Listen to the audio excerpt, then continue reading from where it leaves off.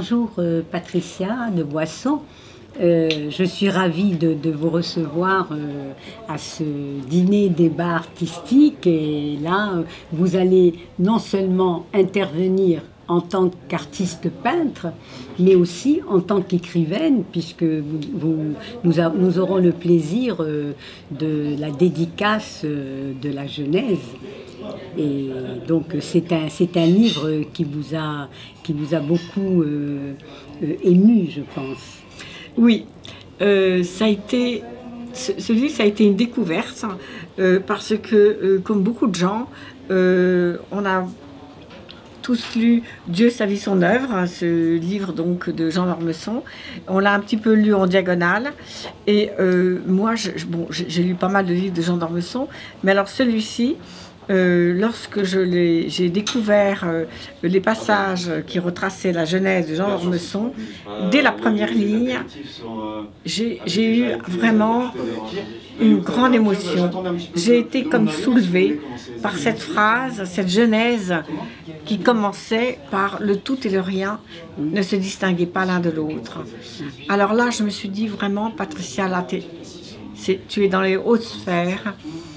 Je ne sais pas ce que contient ce texte en son entier, mais en tout cas, il est pour toi. Ça va te faire basculer vers un monde que tu recherchais et surtout qui a l'air d'être tout à fait à la portée, à la portée de tout le monde.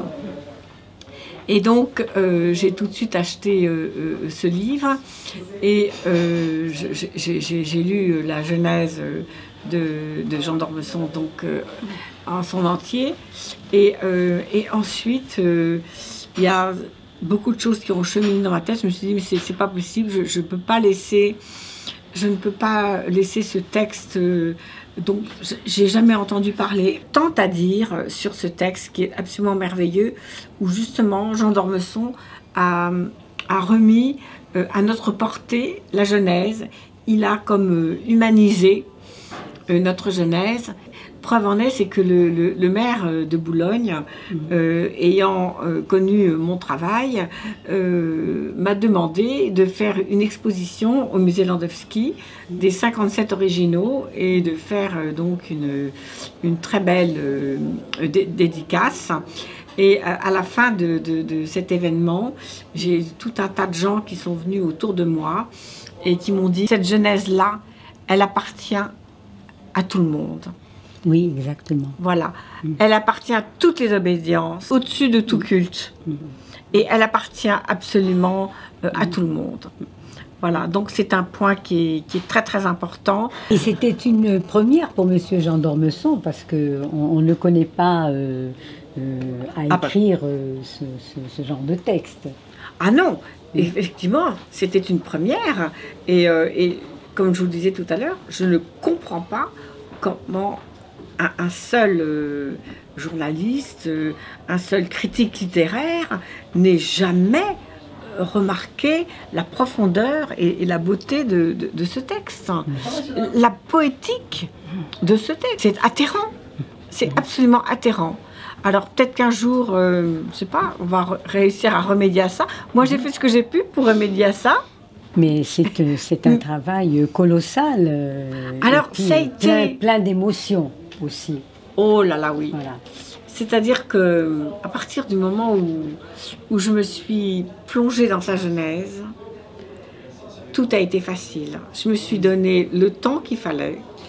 Je me suis isolée du monde totalement. Et j'ai fait une planche, une illustration tous les 2 jours.